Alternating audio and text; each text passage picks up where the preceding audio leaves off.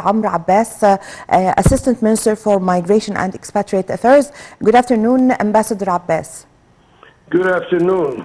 Ambassador Abbas, we have noticed that since the crisis of Ukraine and Russia have started, President Abdel Fattah al-Sisi was very keen and was following up with the students studying in Ukraine, and actually a large number of the students came back to their homeland. What's your comment? After returning, following the return of the students, we had the coordinating efforts with the Ministry of Higher Education. The Minister of Immigration established direct contact with the Minister of Higher Education to make sure that the returning students would be enrolled in their corresponding universities. And in this regards, we are referring to the specialties in engineering, medicine, dentistry, and pharmaceutical studies. Yes. In addition to, of course, humanitarian studies. Yes, Ambassador Abbas, we have seen since the start of the war in Ukraine that the students, a large number of the Egyptian students came back, and we saw the pictures and videos of the Egyptian students at the Cairo airport. How do you see this scene? And they were all speaking to the cameras and behind the microphones, thanking President Abdel Fattah al-Sisi. How do you describe this picture? Well, the Egyptian government was very keen to bring back all the Egyptians who left Ukraine after the break of war, and there was a very highly coordinated system between the Ministry of Education and our representatives of the communities in Ukraine, and we have coordinated their exit from the western border. You know, the eastern border was Yes. the border where the operations were taking place. Yes, yes, of course. And the Egyptian government was very keen to bring back the students and have them continue their path of career in the same and corresponding universities. Yes, despite that a large number of students came back, Egyptian students came back to their homeland, to Egypt, there are still a few number of students there. Could you give us an idea about the situation of these students in in Ukraine? The students who have returned have registered with the Ministry of Education, Ministry of Higher Education, and in the premises of the Ministry of Immigration and Expatriate Affairs. Yes. For those, as you know, not all of the students have returned to Egypt. Some of them went to their families in the Gulf and Yes. other countries. For those students who are still abroad and have yet to take the exams, they will be given a second chance. And our Minister of Immigration have coordinated this with the Minister of Higher Education, and they will be given a chance to take another exam as soon as they have returned.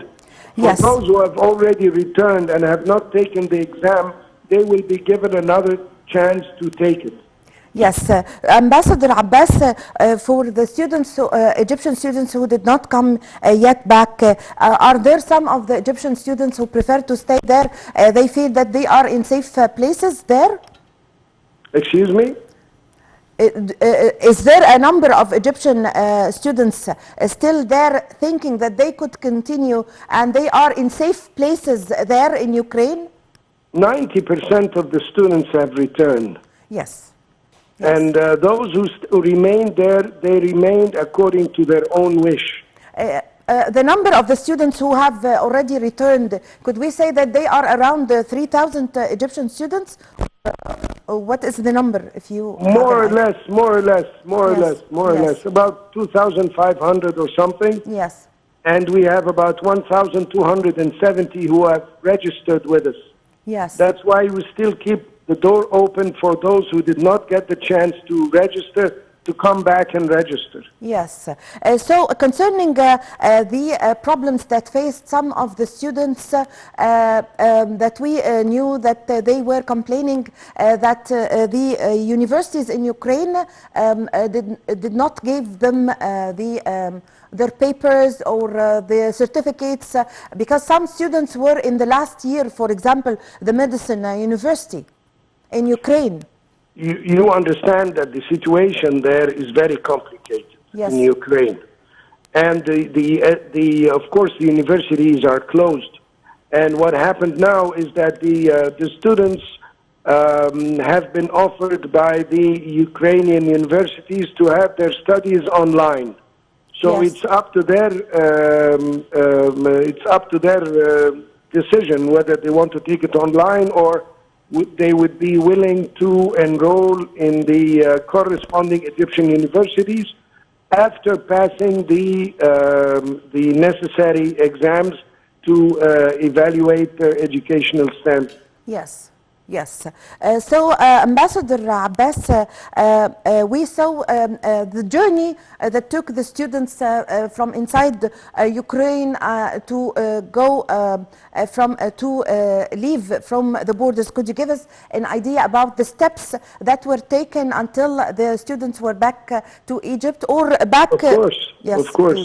The Egyptian students were, as you know, distributed between east and west and center and south Yes. of Ukraine. Yes. So we have established an operation room that got in touch with the students by Zoom technology, and we have had daily meetings with them.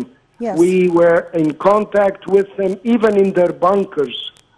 When they were hiding in the bunkers, we were in contact with them. We were leading them. We were coordinating with our representatives of the community. You know, the community has a representative, a permanent representative there. Yes. And the representative used to call them and guide them to move towards the west. Yes. Coordinate their transport by hiring buses, and it was a very, very intense and heavy work. Yes. That was, alhamdulillah, Thank God. was very successful. Thank God, yes. Yes. It was very successful. Yes, I thank you very much for your time.